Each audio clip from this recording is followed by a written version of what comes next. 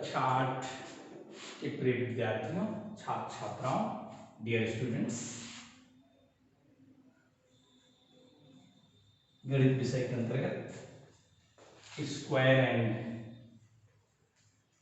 Square root chapter आज कुछ हम बात करेंगे और स्क्वायर रूट निकालने की फैक्टर मेथड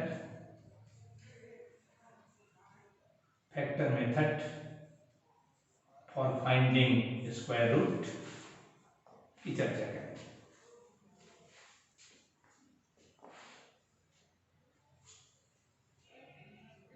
चर्चाओं के क्रम में कल जो हमने चर्चा किया था वर्ग और वर्गमूल की, बताया था कि एक दूसरे की व्युत्क्रम संक्रियाएं हैं और उसके हिसाब से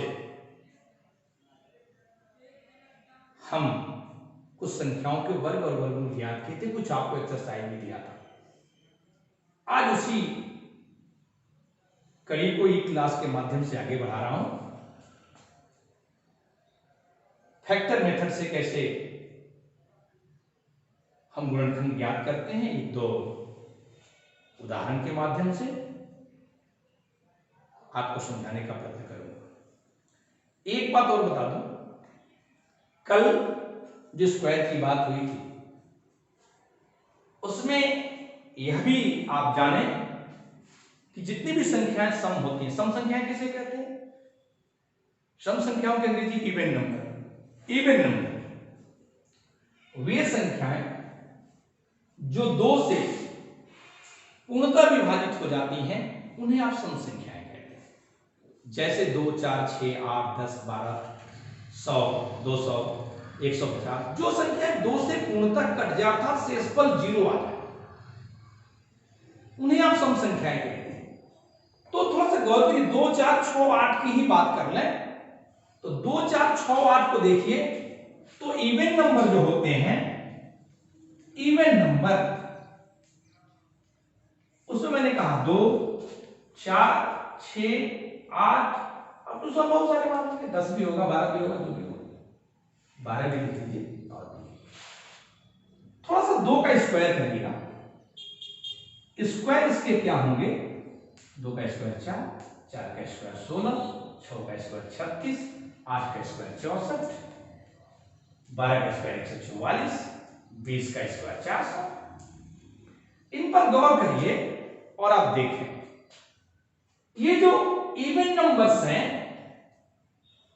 उनका जब स्क्वायर हम कर रहे हैं तो जो स्क्वायर प्राप्त होते हैं squares, they all are even numbers, अर्थात ये सभी की सभी सम संख्याएं हैं। तो क्या मिला हमको? सम संख्याओं का वर्ग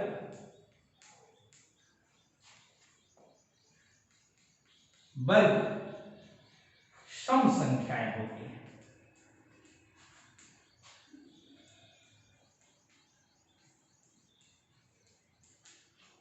चूंकि शुरू से वर्ग और वर्गमूल एक बात चर्चा की जा रही है कि वर्ग और वर्गमूल एक दूसरे की व्युत्क्रम संक्रियाएं हैं, प्रतिलोम संक्रियाएं हैं, इनवर्स ऑपरेशंस हैं। तो हम ये भी कह सकते हैं सम संख्याओं का वर्गमूल भी सम संख्याओं का, अर्थात सभी सम संख्याओं का वर्गमूल सम संख्या होगा।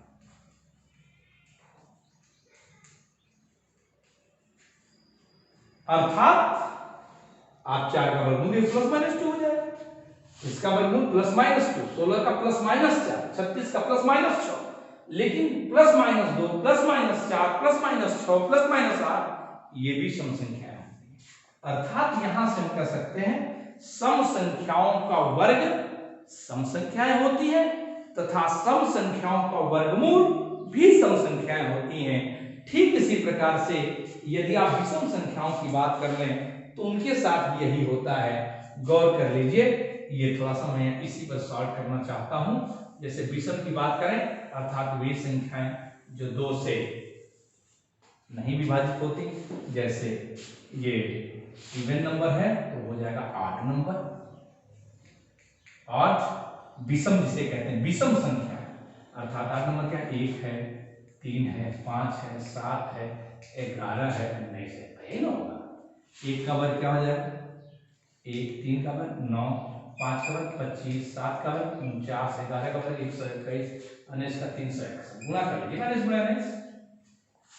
यहां भी आपने क्या देखा, ये देखा कि जो भी विषम संख्याएं थी सभी के सभी विषम संख्या जब वर्ग किया तो 1 भी विषम, 9 भी विषम, 25 भी विषम, 49 विषम, 121 विषम, 361 विषम, अर्थात विषम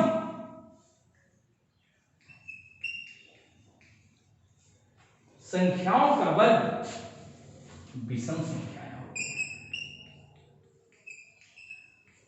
और विषम संख्याओं का वर्गमूल क्या होते हैं, विषम संख्याएं। ये 2 बातें होती हैं, सम का वर्ग सम संख्या, विषम का वर्ग विषम संख्या, सम का वर्गमूल सम संख्या, विषम का वर्गमूल विषम संख्या, ये एक टॉपिक है। और आज हम वर्गमूल निकालने की जो गुणनखंड विधि है उसकी चर्चा करूंगा कि गुणनखंड विधि से कैसे निकालते हैं। वैसे थोड़ी सी चर्चा कर मैंने किया था, आज बड़े सवालों पर सामान्य सवालों की चर्चा कर किया था। आज एक उदाहरण बड़े उदाहरण देता हूं किताब से कि वर्गमूल से फैक्टर मेथड से गुणनखंड विधि से वर्गमूल कैसे ज्ञात करते हैं।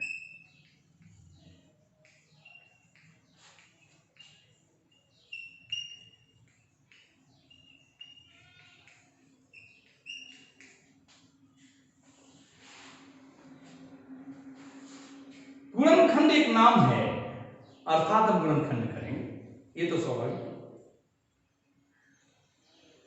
लेकिन जो हम गुणनखंड करते हैं, गुणनखंड 2 प्रकार के होते हैं, एक होता है अभाज्य गुणनखंड और एक होता है सामान्य गुणनखंड। जैसे मैं कहूं आप लिखना चाहें 16 तो लिख सकते हैं 8 गुणे 2, यह भी गुणनखंड है, 4 गुणे 4 यह भी गुणनखंड है, इसको 2 गुणे 2 गुणे 2 गुणे 2 यह भी गुणनखंड, इसको लिखना 16 गुणे 1 यह भी एक गुणनखंड है।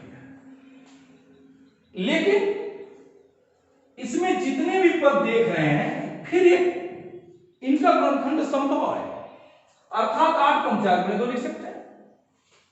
बोलिए, फिर इस 4 को तोड़ सकते हैं 2 गुणे 2, अर्थात ये संख्याएं भाज्य हैं। ये संख्या क्या है, भाज्य है, सामान्य से गुणनखंड कहते हैं। लेकिन एक किसी का गुणनखंड आपने ऐसा देखा जिसमें जो भी संख्याएं आपको प्राप्त हुई हैं, वैसे होना तो एक भी चाहिए लेकिन एक को हम नगर रखते हैं, तो इन संख्याओं को पुनः हम छोटे रूपों में नहीं लिख सकते, या अपने न्यूनतम रूप में है, अर्थात कह सकते हैं जितने भी गुणनखंड हैं ये सभी के सभी अभाज्य संख्याएं हैं। अभाज्य संख्याएं उन संख्याओं को कहते हैं जो संख्याएं या तो 1 से करती हैं या स्वयं से करती हैं, उन संख्याओं को अभाज्य कहते हैं। अभाज्य संख्याओं का प्रारंभ संख्या 2 से होता है। बहुत लोग कंफ्यूज होते हैं कि एक भी एक अभाज्य संख्या, लेकिन एक अभाज्य संख्याओं के रूप में नहीं लिया जाता। अभाज्य संख्याएं 2 से प्रारंभ होती हैं, 2 होती हैं, 3 होती हैं, 5 होती हैं, 7 होती है, 11 होती है, 13 होती है, 17 होती है, 23 होती है, ऐसी संख्याएं बढ़ती चली जाती है, 29 होती है, 31 होती है। ये जितनी भी संख्याएं मैंने बताया ये सभी की सभी संख्याएं या तो 1 से कटेंगी या अपने आप से कटेंगी। लेकिन इन संख्याओं को जिसे आप अभाज्य नाम दिया, अभाज्य संख्याएं, तो जो अभाज्य संख्याएं जिसे प्राइम नंबर भी कहते हैं, संख्याएं प्राइम नंबर,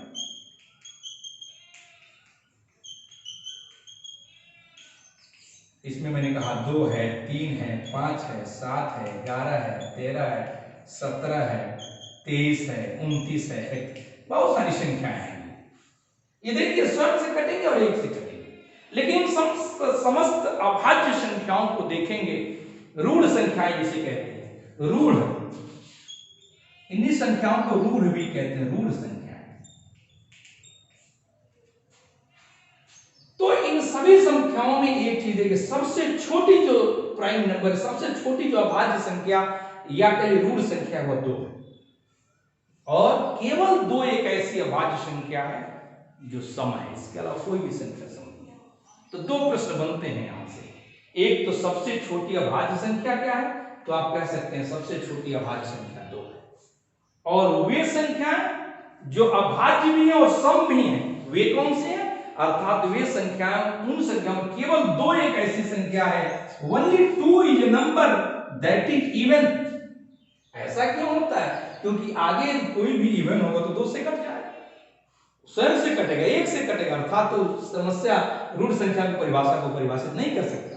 हमने कहा कि वे संख्याएं जो स्वयं से कटती हैं या 1 से कटती हैं, इसके अलावा किसी संख्याएं से नहीं कटती, उन्हें आप ऋण संख्याएं या प्राइम नंबर कहते हैं। तो इस प्रकार से हम गुणनखंड विधि में जो भी गुणनखंड करेंगे जिस दिए जाने वाले संख्या का, चाहे वो रेशनल नंबर के रूप में हो, अर्थात अंश और हर के रूप में हो, या कोई सामान्य संख्या हो, उसमें यदि अंश और हर के रूप में है तो अंश का हम गुणनखंड करेंगे, वह कौन सा गुणनखंड, प्राइम फैक्टर होगा, अर्थात अभाज्य गुणनखंड होगा। और हर का अभाज्य गुणनखंड करेंगे।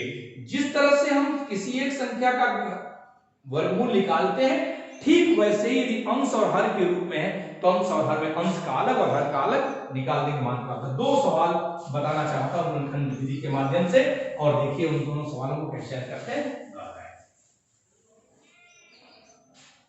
जैसे एक सवाल इसमें जो दिया जा रहा है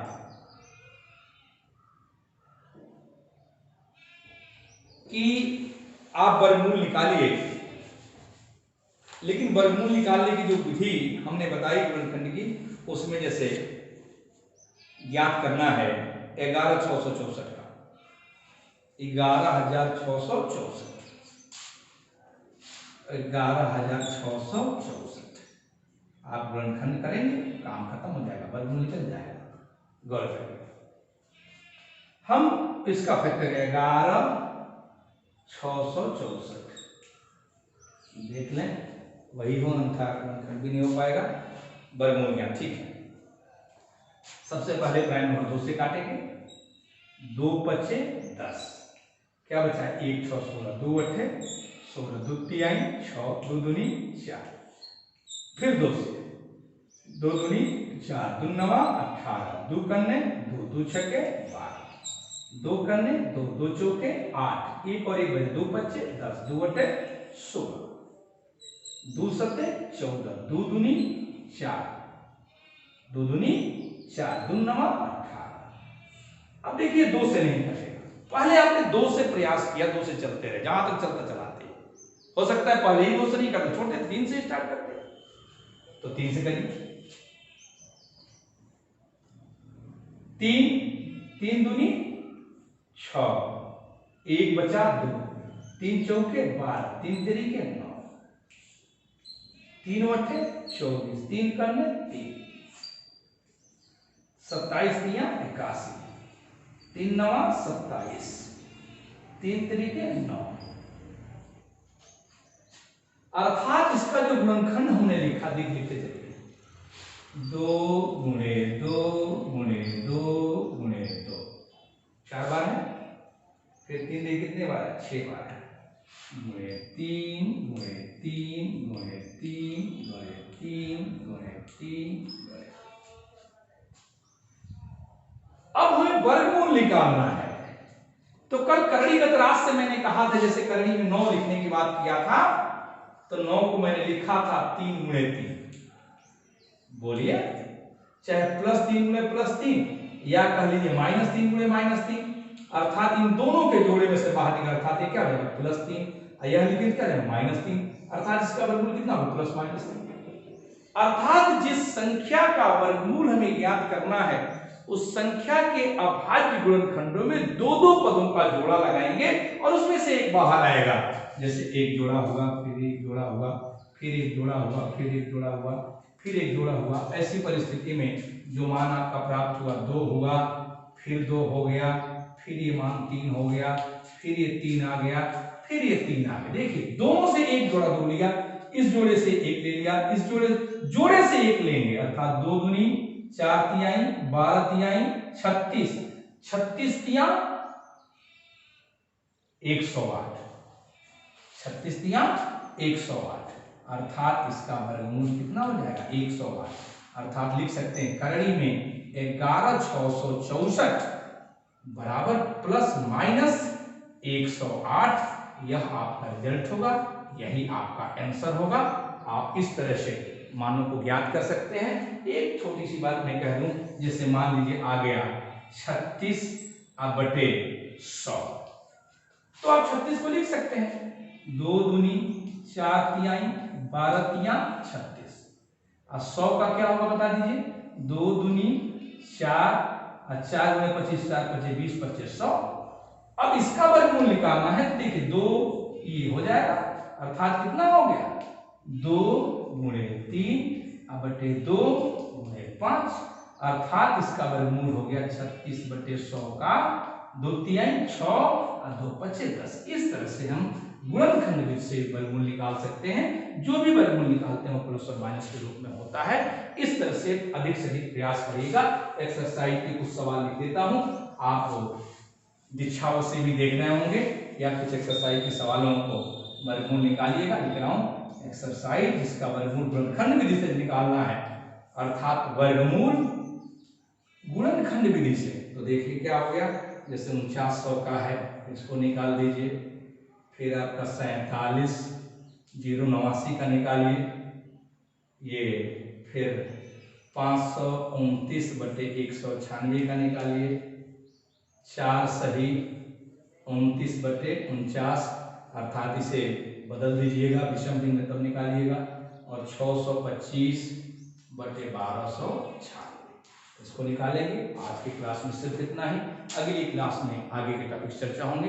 प्रयास करिए, प्रैक्टिस करिए दीक्षा ऐप के माध्यम से और भेजे गए PDF के माध्यम से। अधिक से अधिक सवालों को देखें, अधिक से अधिक सवालों को लगाएं, प्रैक्टिस करें। धन्यवाद।